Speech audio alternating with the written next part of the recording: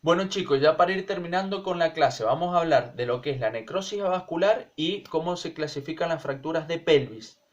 La necrosis avascular la van a encontrar también como sinónimos, como necrosis isquémica o necrosis aséptica. Básicamente sucede cuando un hueso se fractura, ¿sí? Y no se irriga, así como hay una solución de continuidad en el hueso, también se laceran o se seccionan las arterias que irrigan al hueso. Es común que esto suceda en cadera, en una fractura del cuello, ¿sí?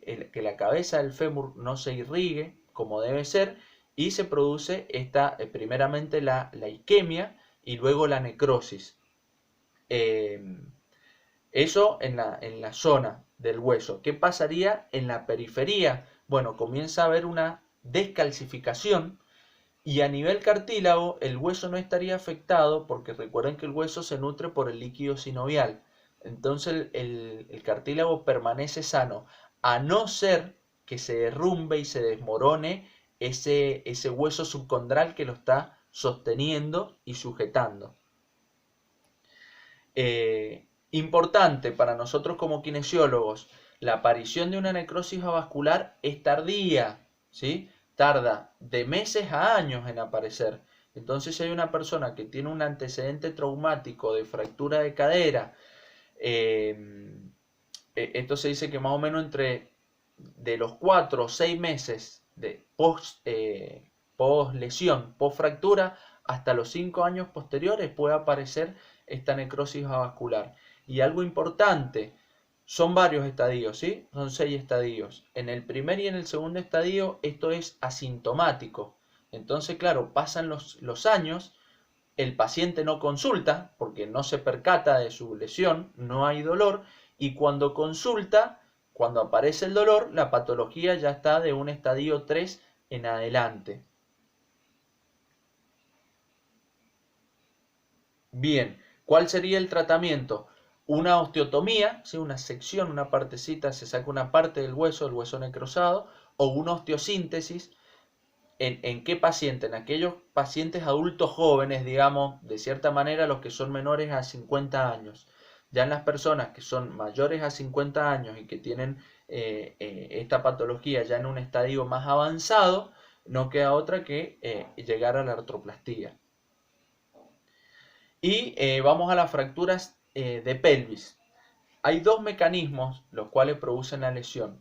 Mecanismos indirectos, o sea, cuando la pelvis se fractura no por un traumatismo sobre la pelvis, sino por un traumatismo a distancia. Suele suceder en personas que caen de un techo, ¿sí? Puede ser un obrero que cae de un andamio, cae parado, o las fracturas de los escapistas, le llaman los libros, un preso o un ladrón que salta de un techo o de un muro, cae parado y el impacto genera un traumatismo, una fractura directa en los calcáneos, las líneas de fuerza se proyectan hacia arriba y pueden fracturar la pelvis o bien los cuerpos vertebrales lumbares. Estas fracturas indirectas también suelen suceder en los accidentes de tránsito, que la persona estira la pierna, va a chocar, estira la pierna y sufre un impacto en el pie, se proyecta la línea de fuerza hacia proximal y se fractura la pelvis. Y también tenemos las fracturas, obviamente, por un traumatismo directo, que son aquellas en las cuales la fuerza impacta directamente sobre la pelvis y se produce la fractura. Es común en accidentes laborales, accidentes de tránsito. Hoy por hoy, que los accidentes de tránsito, ustedes saben que en nuestro país y en Mendoza, los accidentes de tránsito se consideran una enfermedad endémica, ¿sí? Hay un número determinado que no se dispara muy por arriba, no es una epidemia, pero tampoco podemos descender ese número de accidentes de tránsito, de politraumatizados, ¿sí? Y todo eso hace que las profesiones como la nuestra sigan teniendo trabajos y sigamos atendiendo a personas politraumatizadas. Complicaciones importantes de las fracturas de pelvis, tiene un alto índice de mortalidad. ¿Por qué? Porque en el interior de la pelvis tenemos órganos muy importantes. Intestino, ¿sí? Órganos, vejiga, uretra, ¿sí? Órganos reproductores, pero tenemos importantes, grandes vasos, tenemos plexos, ¿sí? Entonces, cualquier fractura en pelvis genera un compromiso traumatológico, biomecánico, pero quizás genera un compromiso hemodinámico o sistémico peor o más severo, más complejo que el problema traumatológico en sí, ¿sí? Entonces, esto genera una complicación para los médicos sobre todo, no tanto para el kinesiólogo, ya sabemos por qué. ¿Cómo clasificamos a las fracturas de pelvis? Las estables y las inestables. En las fracturas estables son aquellas que no comprometen la integridad del anillo pelviano. Recuerden que la pelvis, decimos que es un anillo porque está cerrada por delante por el pubis y por detrás por el sacro, ¿sí? Y en su cara anterolateral, lateral y posterolateral tenemos el hueso coxal. Entonces las fracturas estables son aquellas que no comprometen esta integridad. Vamos a hablar de avulsiones, arrancamientos óseos, por ejemplo en la espina ilíaca anteroinferior por el recto anterior o en los isquion por los isquiotibiales. Y también vamos a tener fracturas de ramas aisladas, por ejemplo una fractura de la rama iliopubiana o de la isquiopubiana o alguna fractura sin desplazamiento, repito, en las cuales no hay una inestabilidad biomecánica de este anillo pelviano.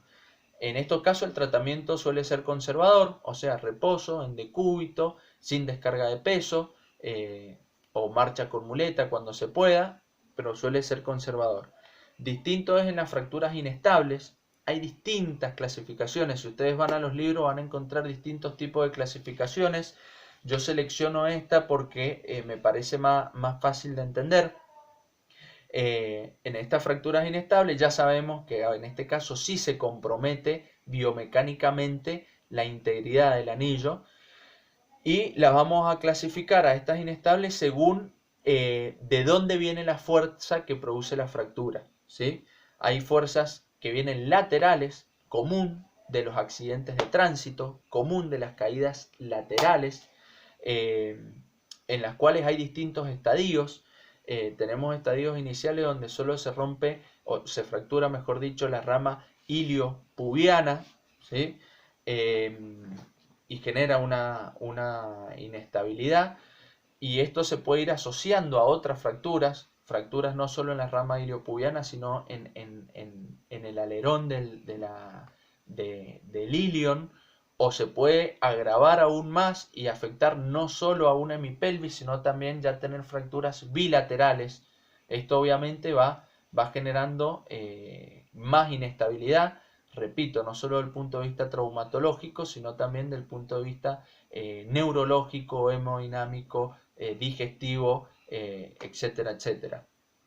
Las fracturas donde la fuerza es de anterior a posterior, ¿sí? Es de adelante hacia atrás y se genera una diástasis, una separación a nivel pubis, ¿sí? Se separan las hemipelvis, que esta diástasis puede ser pequeña, o sea, menos de 2.5 centímetros, o puede llegar a ser más grande, donde esto ya va a generar un compromiso hacia posterior en la articulación sacroilíaca y en los músculos del periné.